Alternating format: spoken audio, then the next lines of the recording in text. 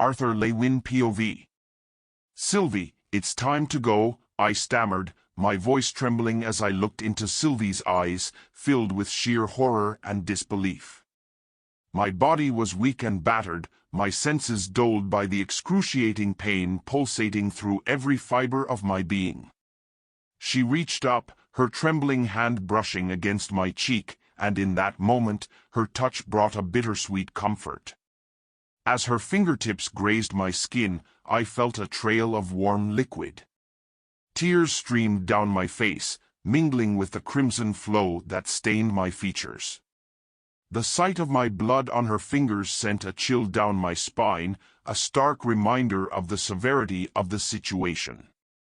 "Arthur, you're not going to make it," Sylvie whispered, her voice choked with anguish, as her consciousness delved deeper into mine. The bond we shared had always allowed me to shield my thoughts from her, but now, in my weakened state, my mind lay exposed, an open book. "The portal isn't going to stay stable for much longer, Sylv," I managed to say, mustering a smile through the pain and the futile attempt to contain the blood pooling in my mouth. Each word was a struggle, a testament to the determination burning within me. "Please, I can't have you die too." As I spoke, a wave of blinding agony crashed over me, causing the pocket dimension around us to ripple like a bubble teetering on the edge of bursting.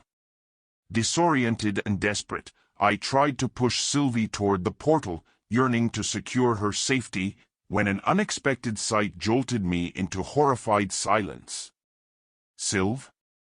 What are you?" I began, my voice catching in my throat as realization struck me like a lightning bolt.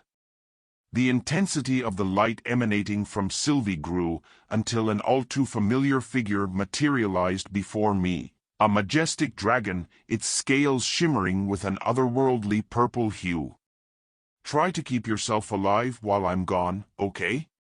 Sylvie said, her voice laced with determination as she gave me a toothy grin. The weight of her words crashed upon me like a tidal wave, and I felt a surge of despair well up within me. "Sylv, no.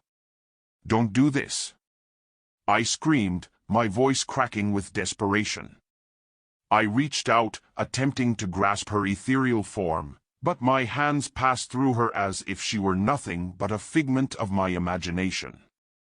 Sylvie's body grew more insubstantial by the second, fading away as motes of lavender and gold detached themselves from her, swirling through the air and attaching themselves to my battered frame. Agonizing pain racked my body, threatening to plunge me into unconsciousness, yet I clung to consciousness with all my might. My vision blurred, edges darkening, but I refused to let her sacrifice go unanswered. Struggling against the torment coursing through me, I felt an intense force deep within, beckoning me to examine the very core of my being. As I peered inward, cracks marred the once solid core, but these were not the kind of fractures that signaled imminent collapse.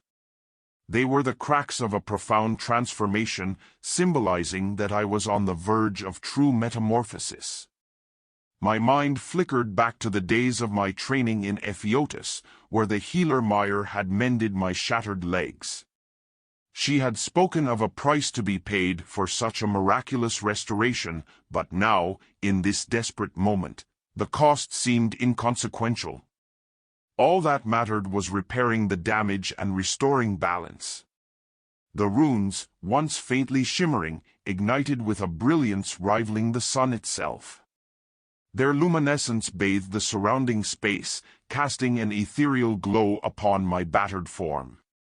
In response to the surge of power coursing through me, the motes of ether that permeated the air swarmed around me, their movements synchronized as if I possessed complete mastery over them, a feat once deemed impossible.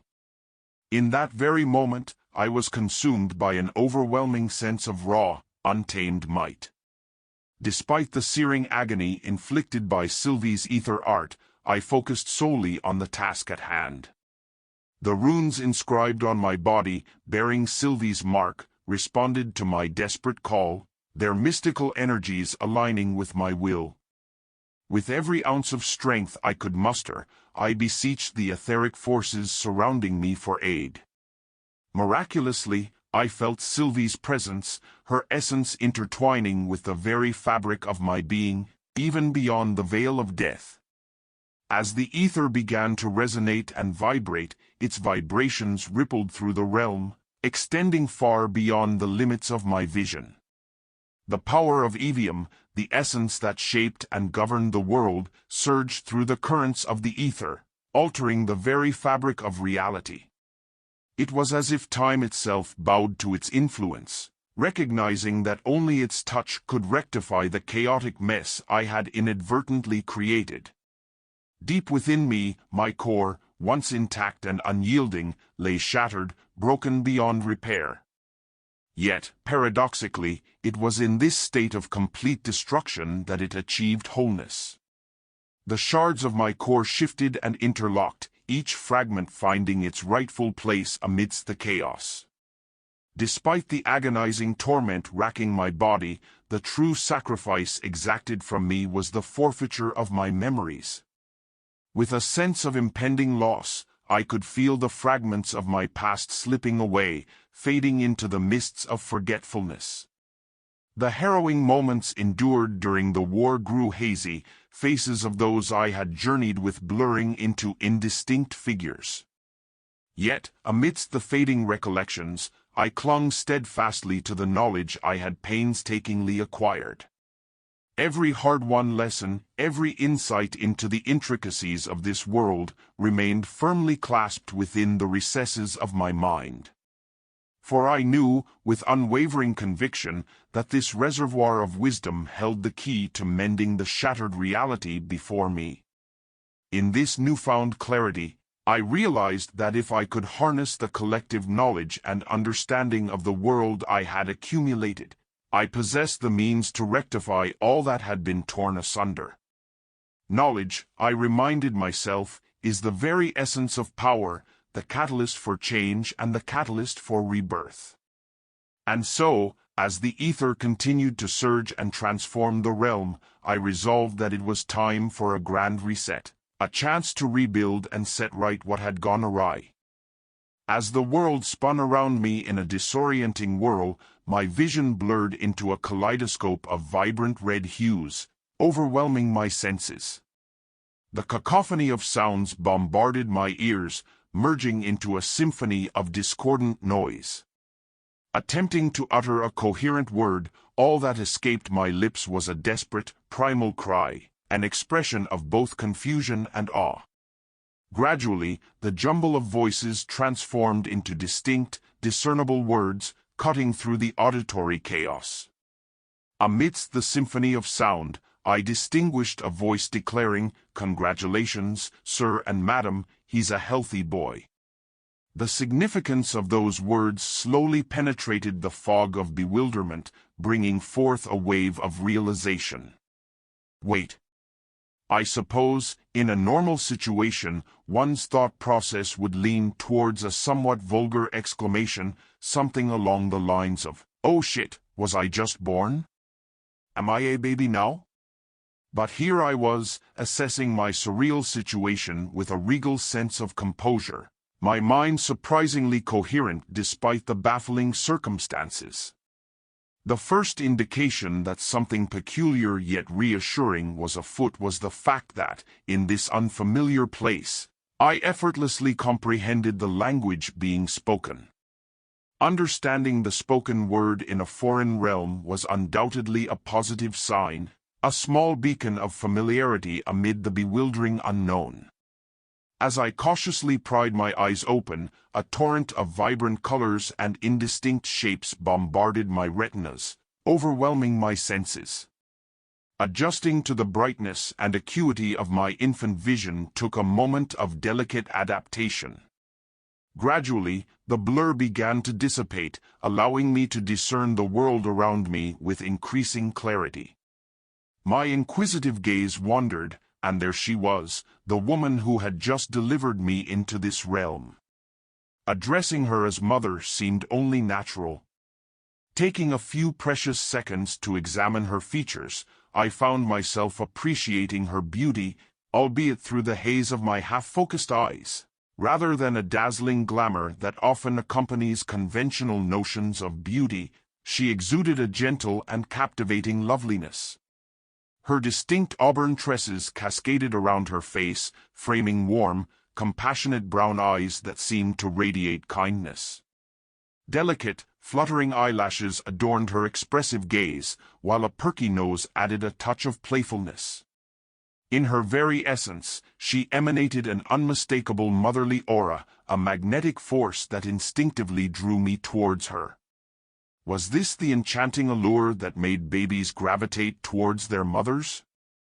As I reluctantly shifted my attention away from her nurturing presence, my gaze veered to the figure positioned to my right, a person I deduced to be my father, guided by his endearingly foolish grin and tear-filled eyes fixated upon me. His infectious enthusiasm spilled forth, and without delay, he greeted me with an affectionate and hopeful tone. "Hi, little Art, I'm your daddy. Can you say Dada?"